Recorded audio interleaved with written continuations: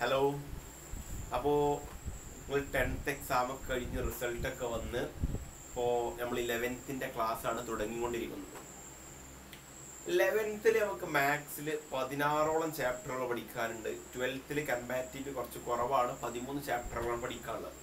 പക്ഷേ 11th 12th systematic ആയിട്ട് നിങ്ങൾ ആദ്യം മുതലേ പഠിച്ചു പോവുകയാണെന്നുണ്ടെങ്കിൽ വളരെ രസകരമായിട്ടുള്ള ടോപ്പിക്കുമാണ്, ഇൻട്രസ്റ്റിംഗുമാണ്. അപ്പോൾ ഫസ്റ്റ് ഓഫ് ഓൾ നമുക്ക് ചാപ്റ്റർക്ക് കടക്കുന്നതിന് മുമ്പ് 2-3 പൊടിക്കൈകൾ നിങ്ങൾക്ക് പറഞ്ഞുതരാം. അത് നിങ്ങൾക്ക് ത്രൂ ഔട്ട് 11th 12th നിങ്ങൾക്ക് എന്താകും, ഉപകാരപ്പെടും. ഫസ്റ്റ് ഓഫ് ഓൾ നമ്മൾ എടുക്കാൻ പോകുന്നത്, നിങ്ങൾ ചെറിയ ക്ലാസ്, ഇന്ന് ചാപ്റ്റർ അല്ല നമ്മൾ എടുക്കുന്നത്. ചാപ്റ്റർ നമുക്ക് അടുത്ത വീഡിയോ മുതൽ നമുക്ക് ചാപ്റ്റർ എടുത്ത് തുടങ്ങാം. അപ്പോൾ ഈ വീഡിയോയിൽ നമുക്ക് എന്ത് ചെയ്യാം, നിങ്ങൾക്ക് 11th 12th ഉപകാരപ്പെടുന്ന കുറച്ച് പൊടിക്കൈകളാണ് പറഞ്ഞിരുന്നത്. I mean fundamentals. ദെൻ നിങ്ങൾ ചെറിയ ക്ലാസ് മുതൽ കേട്ട് ശീലിച്ചിട്ടുണ്ടാകും a+b², ദെൻ a+b³ ഇതൊക്കെ നിങ്ങൾ കേട്ട് ശീലിച്ചിട്ടുണ്ടാവും. a+b² എന്തായാലും കേട്ട് ശീലിച്ചിട്ടുണ്ടാവും. a² + 2ab+b². അങ്ങനെയാണെങ്കിൽ a+b³, a+b⁴, a+b⁵, a+b⁵6, a+b⁵7 ഇതൊക്കെ എങ്ങനെ എക്സ്പാൻഡ് ചെയ്യാം? ഇതില് a+b² നിങ്ങൾ നിർബന്ധമായിട്ട് കേട്ട് ശീലിച്ചിട്ടുണ്ടാവും. എന്താണ് a+b² എന്ന് പറഞ്ഞാൽ a² + 2ab+b² ആണ്. ബാക്കിയുള്ളത് ചിലപ്പോ ഒരു പക്ഷെ നിങ്ങൾ കേട്ട് ശീലിച്ചിട്ടുണ്ടാവില്ല. പക്ഷേ ഇതിൽ ഏതൊരു എക്സ്പാൻഷനും നമുക്ക് എന്ത് ചെയ്യാം, 2 കാര്യങ്ങൾ പറഞ്ഞാൽ പെട്ടെന്ന് തന്നെ എക്സ്പാൻഡ് ചെയ്തെടുക്കാം. കാണാതെ പഠിക്കേണ്ട യാതൊരു ആവശ്യമില്ല. a+b³ ആയിക്കോട്ടെ, a+b⁴, 5, 6, 7, 8 എന്തും വന്നോട്ടെ, ചെറിയ 2 കാര്യങ്ങൾ ഓർത്തു വെക്കാൻ പറ്റുന്ന ഒരു കുട്ടിക്ക് ഇത് എക്സ്പാൻഡ് ചെയ്യാൻ സെക്കൻഡ്സുകൾ മതി. എന്താണ് ആ ചെറിയ 2 കാര്യങ്ങൾ എന്നറിയില്ലേ? അതില് നിർബന്ധമായിട്ടും ഒരു ചിത്രം അറിയണം. ആ ചിത്രത്തിന്റെ പേരാണെന്ത്, പാസ്കൽസ് ട്രയാങ്കിൾ. അഥവാ പാസ്കൽസ് ട്രയാങ്കിൾ വരക്കാൻ കഴിയുന്ന ഒരു കുട്ടിക്ക് ഇതിൽ ഏത് എക്സ്പാൻഷനും കാണാതെ പഠിക്കേണ്ട യാതൊരു ആവശ്യമില്ല. പെട്ടെന്ന് തന്നെ എന്ത് ചെയ്യാം, എക്സ്പാൻഡ് ചെയ്തെടുക്കാം. അപ്പൊ എന്താണ് പാസ്കൽസ് ട്രയാങ്കിൾ എന്ന് പറഞ്ഞുതരാം. പാസ്കൽസ് ട്രയാങ്കിൾ എന്ന് പറഞ്ഞ ഒരു ചിത്രമാണ്.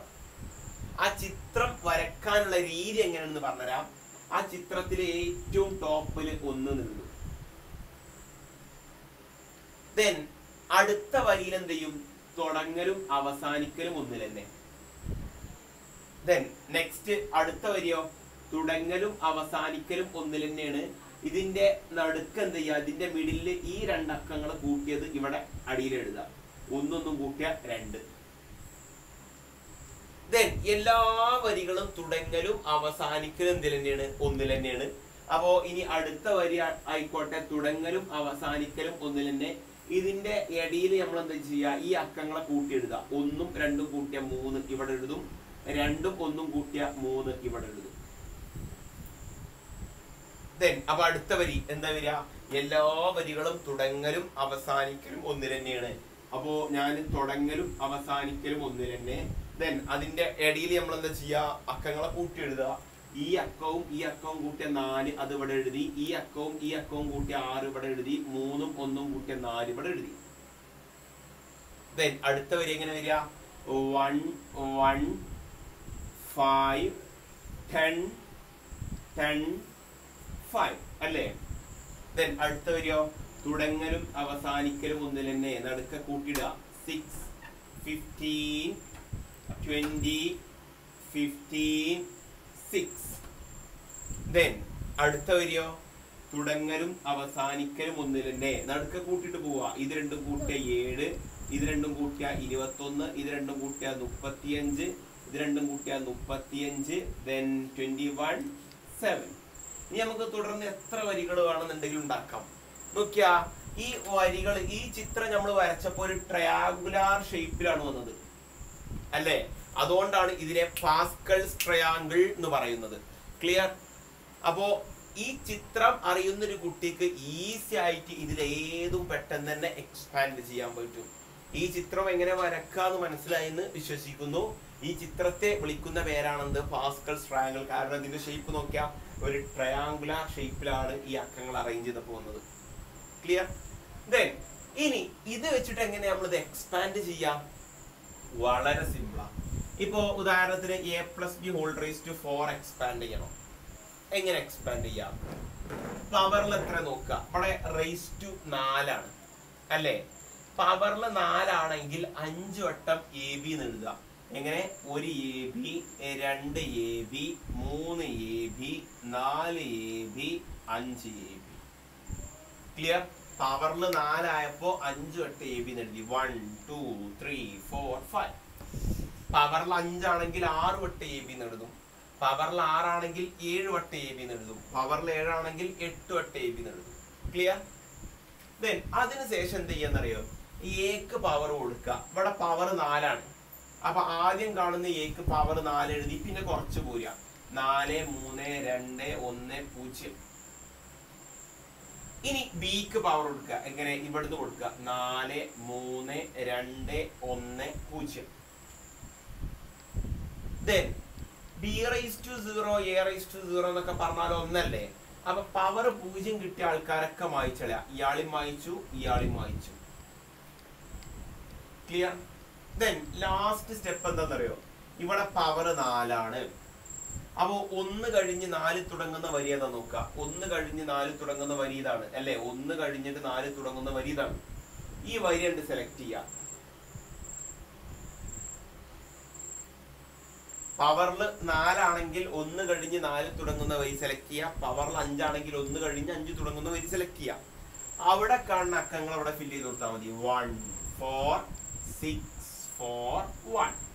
എന്നിട്ട് എന്ത് ചെയ്യുക? എല്ലായിടത്തും പ്ലസ് കൊടുക്കുക. Plus plus plus plus. ഇപ്പൊ എന്തായി? a+b⁴ ആയി. a+b⁴ എന്താ വരിക? a⁴ + 4a³ b + 6a² b² + 4ab³ + b⁴. ഇത് കാണാതെ പഠിക്കണ്ട. നമുക്ക് എന്തായി? എക്സ്പാൻഷൻ ഒരു ചിത്രത്തിൽ നിന്ന് നമ്മൾ എന്ത് ചെയ്തു? എക്സ്പാൻഷൻ ഡിറൈവ് ചെയ്തെടുത്തു. ക്ലിയർ? ഇത് നമുക്ക് തുടർന്ന് +1 +2 ആവശ്യമുണ്ട്. +1 ഇതിനെ കുറിച്ച് ഡീറ്റെയിൽ ആയിട്ട് പറഞ്ഞ, അഥവാ ഈ ട്രിക്ക് അല്ല, ഈ എക്സ്പാൻഷനെ കുറിച്ച് ഡീറ്റെയിൽ ആയി പഠിക്കുന്നൊരു പാടുണ്ട്. അത് ഈ ട്രിക്ക് പറഞ്ഞാൽ ബാക്കിയുള്ളതൊക്കെ വളരെ സിമ്പിൾ ആണ്. ട്രിക്ക് അവിടെ പറയണില്ല എന്ന് മാത്രം. ദെൻ നോക്കിയാൽ ഞാൻ ഇനി ഒന്നും കൂടി ചെയ്തുതരാം. a+b⁵ എങ്ങനെ ചെയ്യാം? ഇത് വളരെ ഇമ്പോർട്ടന്റ് ആണ്. ധാരണ കുട്ടിക്ക് ഒരു ബോർഡ് എക്സാം, +1 ബോർഡ് എക്സാമിന് 4 മാർക്ക് ഷുവറാണ്. ഇനി +1 ബോർഡ് എക്സാമിൽ മാത്രമല്ല, വേറെയും കുറെ ആവശ്യങ്ങൾ നമുക്ക് ഇത് വെച്ചിട്ടുണ്ടാവും. എക്സ്പാൻഷൻ ചെയ്യേണ്ട ആവശ്യങ്ങൾ ഉണ്ടാവും. ദെൻ ഇപ്പൊ a+b⁵ എങ്ങനെ ചെയ്യാം? വളരെ സിമ്പിൾ ആണ്. ഇവിടെ പവറിൽ 5 ആണ്. എത്ര വട്ടം AB എന്ന് എഴുതും? 6 വട്ടം AB എന്ന് എഴുതും. 1 2 3 4 5 6 അല്ലെ? പവറിൽ 5 ആണെങ്കിൽ 6 വട്ടം, പവറിൽ 6 ആണെങ്കിൽ 7 വട്ടം, പവറിൽ 7 ആണെങ്കിൽ 8 വട്ടം, പവറിൽ 8 ആണെങ്കിൽ 9 വട്ടം. ക്ലിയർ? അപ്പൊ 5 ആണ്, 6 വട്ടം AB എന്ന് എഴുതി. ദെൻ അടുത്ത സ്റ്റെപ്പ് എന്താ? പവർ കൊടുക്കുക. എക്ക് പവർ 5 കൊടുത്തു, പിന്നെ 4 3 2 1 0. തിരിച്ച് ബി കൊടുക്കുക. എത്ര? 5 4 3 2 1 0. 0 പവർ കളഞ്ഞ് വന്നതൊക്കെ മായിച്ചളയാ. ഇയാളും മായിച്ചു, ഇയാളും മായിച്ചു. എന്നിട്ടോ പവറിൽ 5 ആണ്. അപ്പൊ 1 കഴിഞ്ഞ് 5 തുടങ്ങുന്ന വരി സെലക്ട് ചെയ്യാം. ഈ വരി സെലക്ട് ചെയ്തു. എന്നിട്ട് ഈ വരിത്തെ ആൾക്കാരെന്ത് ചെയ്താൽ മതി? നിരത്തി ഫില്ല് ചെയ്താൽ മതി. 1 5 10. പിന്നെ എത്ര? 10 5 1 plus plus plus plus plus. ഇപ്പോ a+b⁵ ആയി. ക്ലിയർ? അപ്പോ ഇതിൽ ഏത് നമുക്ക് എക്സ്പാൻഡ് ചെയ്യാം. നോക്കിയാൽ a+b⁵ എന്താ വരിക? വളരെ സിമ്പിൾ ആണ്. ഞാൻ 4 വട്ടം AB എന്ന് എഴുതും. പവറിൽ 3 ആണ്. അപ്പൊ 4 വട്ടം AB, 1 AB 2 AB 3 AB 4 AB. Then പിന്നെന്താ ചെയ്യാ? പവർ കൊടുക്കും. എക്ക് പവർ 3 2 1 0 3 2 1 0. പവറിൽ 0 വന്നു കഴിഞ്ഞാൽ മായിച്ചളഞ്ഞു, ഇതും മായിച്ചളഞ്ഞു, ഇതും മായിച്ചളഞ്ഞു. ദെൻ പിന്നെന്താ ചെയ്യാ? പവറിൽ 3 ആണ്. അപ്പൊ 1 കഴിഞ്ഞ് 3 തുടങ്ങുന്ന വരി സെലക്ട് ചെയ്യും അല്ലേ? ദെൻ ആ കാണുന്ന അക്കങ്ങൾ അവിടെ ഫില്ല് ചെയ്താൽ മതി. 1 3 3 1 plus plus plus a plus b whole cube ആയി. ക്ലിയർ?